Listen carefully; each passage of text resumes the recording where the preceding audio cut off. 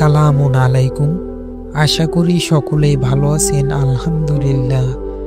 আজকে আমি আপনাদের সাথে খুবই সুন্দর একটি বিদ্যা শেয়ার করব, যেটির মাধ্যমে আপনি আপনার ভালোবাসার মানুষটিকে আপনার কাছে নিয়ে আসতে পারবেন, তাকে আপনার জীবন সঙ্গিনী বানাতে পারবেন। এটি অনেক সুন্দর একটি বিদ্যা এবং খুবই সুন্দর এবং শক্তিশালী কাজ করে। এটি কোনো মন্ত্রতন্ত্র না, একটা বাংলা নকশা। এটি আপনারা সকলেই করতে পারবেন, আর এটি যারাই করবেন তাদের দ্বারাই কাজ হবে। এই যে আজকের এই নকশাটা, এটা সবার দ্বারাই কাজ করে। দেখা যায় তন্ত্র মন্ত্র বা এই কবিরাজি বিদ্যাগুলো সবার দ্বারা কাজ করে না, কিন্তু আজকের যে আমার এই বিদ্যাটা, এটা আপনাদের সবার দ্বারাই কাজ করবে এবং অনেক সুন্দর কাজ করবে। মানে কি বলবো, আপনারা অবাক হয়ে যাবেন। এত সুন্দর একটা বিদ্যা আজকে আমি আপনাদের দিচ্ছি। এটা বলতে পারেন একটা উপহার হিসাবেও আমি আপনাদের দিচ্ছি। তো আপনারা আশা করি কেউ খারাপ কাজে এটা ব্যবহার করবেন না, আপনারা ভালো কাজে ব্যবহার করবেন। এবং আপনারা যারা আপনাদের মনের মানুষকে আপন করে পেতে চান, তারা অবশ্যই এটি করবেন। ইনশাআল্লাহ, আল্লাহ দয়া করলে আপনি আপনার ভালোবাসার মানুষকে ফিরে পাবেন। এটি কোন ক্ষেত্রে ব্যবহার করতে পারবেন? দেখা গেল আগে আপনার সাথে সম্পর্ক ছিল, সেক্ষেত্রে ব্যবহার করতে পারেন।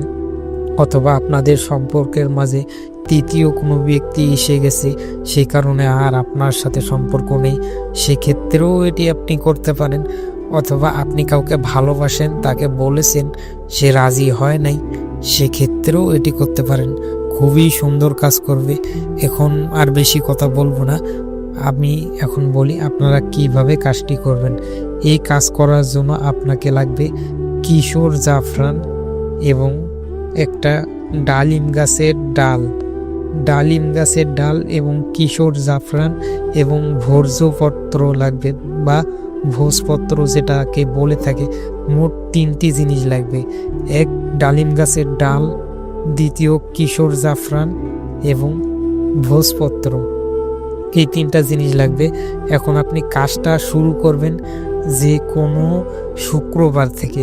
যে কোনো শুক্রবার বিকেল বেলা 5টা বাজে থেকে কাজ শুরু করবেন। আপনি কি করবেন? পাক পবিত্র হয়ে নেবেন, গায়ে কোনো সুন্দর ঘ্রাণযুক্ত আতর মেখে নেবেন। এরপর পশ্চিম দিকে মুখ করে বসবেন।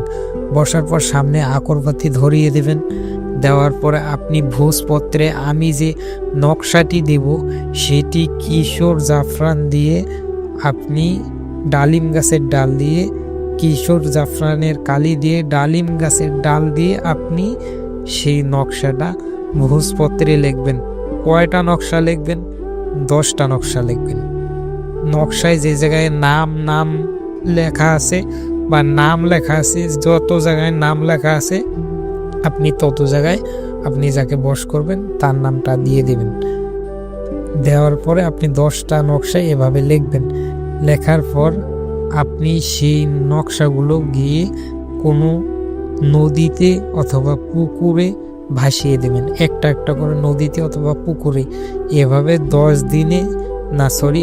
7 দিনে আপনি 70টা নকশা লিখে পানিতে ভাসাবেন। অর্থাৎ প্রতিদিন 10টা করে নকশা লিখে পানিতে ভাসাবেন।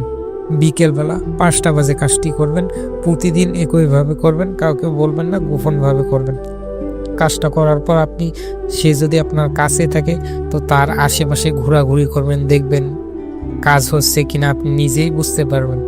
তো আশা করি আপনারা সকলেই বুঝতে পারছেন। তো সকলকে ভিডিওটি দেখার জন্য অসংখ্য ধন্যবাদ। সকলেই ভালো থাকেন। সালামুন আলাইকুম।